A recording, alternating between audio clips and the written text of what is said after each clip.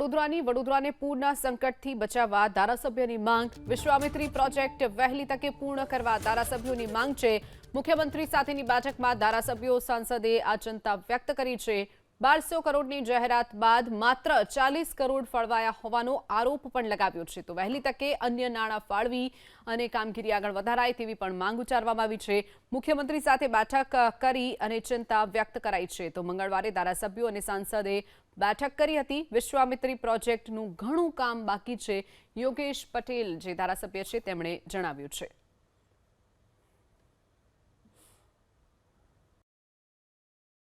યોગેશભાઈ, શું કહેશો? કઈ મુખ્ય માંગો મુખ્યમંત્રી સાથે વાત કરી? ખાસ કરીને જ્યારે અમે મુખ્યમંત્રીને મળ્યા તો વડોદરા શહેરના જે પ્રશ્નો છે એ મેં રજૂ કરેલા.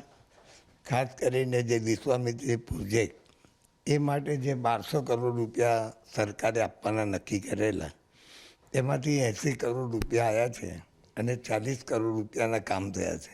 હજુ 40 કરોડ રૂપિયાના કામ બાકી છે. એટલે કે જે પાણી નદીને ઊંડી કરવાની ને પહોળી કરવાની એ કામ હજુ પૂરું થયું છે, પણ બાકીનું ધારો કે વોકિંગ ટ્રેક છે, સાયકલનો ટ્રેક છે, કે પારા બાંધવાના છે, કે આવી બધી ઘણી વસ્તુઓ બાકી છે. આ વખતે જે બજેટ આવે એ બજેટમાં પૈસા મુકાય એ માટે મેં રજૂઆત કરી છે. એમ નહીં, ખાસ કરીને વિશ્વામિત્રી પ્રોજેક્ટ તો 3500 કરોડનો છે.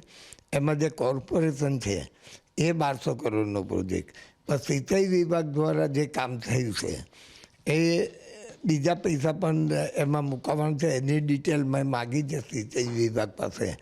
હજુ કેટલું કામ થયું, કેટલું બાકી છે અને કેટલા પૈસા સરકાર પાસે લેવાના છે. આ જ્યારે હું મંગળવાર જઈશ આની ડિટેલ માગીશ કે જેથી વિશ્વામિત્રી પ્રોજેક્ટ જે ગયા વખતે મેં તો ઘણા પૂર જોયા છે, પણ ગયા વર્ષે જે પૂર આવ્યું એનાથી ઘણું નુકસાન થયું અને જે વિસ્તારોમાં પાણી કદાપી નહોતા ભરાતા એ વિસ્તારોમાં પાણી ભરાયા. ઘણા વેપારીઓને, ઘણા ઘર માલિકોને, ઘણાને નુકસાન થયું છે. એથી તો સરકારે આ પ્રોજેક્ટ હાથમાં લીધો છે. તો આ પ્રોજેક્ટના પૂરેપૂરા નાણાં જલ્દીથી મળે તો જ આ પ્રોજેક્ટ પૂરો થશે.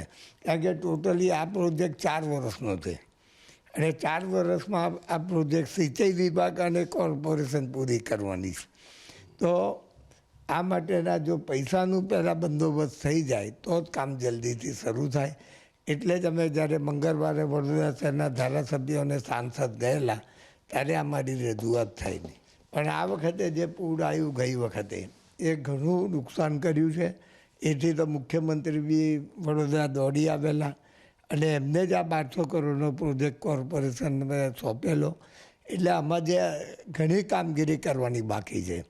એટલે તો અમે સરકારમાં મેં રજૂઆત કરી છે કે આ પૈસા બજેટમાં મૂકવામાં આવે.